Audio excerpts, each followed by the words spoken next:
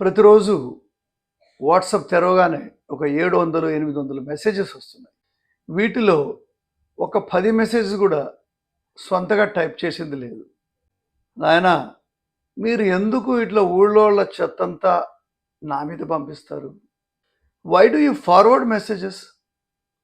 ఏదన్నా చాలా serious, important, ఏదో కొత్త బ్రేక్ త్రూ అయిపోయింది, ఏదో డేంజర్ వస్తుంది, as weather report, as new update on Covid, పర్వాలేదు.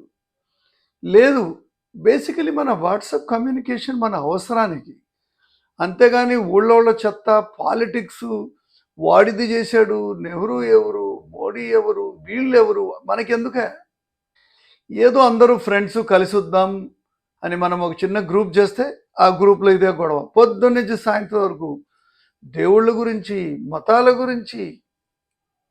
అరే, జీవితం చాలా చిన్నది. మన వాట్సాప్లో మనం మంచి మంచి నవ్వుతో కూడిన విశేషాలు పంచుకోవాలి, మన ఫ్యామిలీ విశేషాలు పంచుకోవాలి, ఆనందాన్ని ఇచ్చేటువంటి మంచి మంచి మాటలు పెట్టుకోవాలి. వాడెవడో వాడిని చంపేసి ఎందుకు న్యూస్ యాక్చువల్లీ నీకు ఒత్తిడి కలిగిస్తుంది. ఎలాగో న్యూస్ నువ్వు టీవీలో చూస్తావు, పేపర్లో చదువుతావు, ఎవరో పంపిస్తారు. It's only for the need, not a time pass. ఏం తోచకపోతే ఈడు తీసుకెళ్ళి వాడికి పంపించడం, నువ్వేమైనా పోస్ట్ ఆఫీసా? ఏంది ఇది?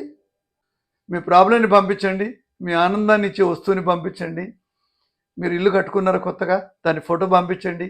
మీ పిల్లలు పెళ్ళయింది, వాళ్ళ వీడియోలు పంపించండి. ప్రకృతిని విజిట్ చేశారా, దాని గురించి పంపించండి. అంతేగాని ఈ చెత్తంతా మీరు పంపించి టైం వేస్ట్ చేయొద్దు. నేను కూడా ఎప్పుడు నా సొంత వీడియో అయినా చేస్తే మీకు పంపిస్తా, ఉపయోగం పడుతుందేమోనని. ఈ వీడియో కూడా మీరు ఉపయోగించుకోండి. Unnecessary good morning, good evening మీరు టైప్ చేయండి సొంతగా. నిజంగా మీకు మీ ఫ్రెండ్ మీద అంత ప్రేమ ఉంటే, my dear Chaudhary, good morning, ఎలా ఉన్నావు, బాగున్నావు అని మీరు సొంతగా టైప్ చేయండి. ఊళ్ళోది పంపొద్దు, నాకైతే పంపొద్దు నాయన, దండం. మీరు వేరే వాళ్ళకి పంపుకోండి. చాలామందికి పని పాట లేదు, ఇదే పని ఉంది, మీరు వాళ్ళకి పంపించుకోండి.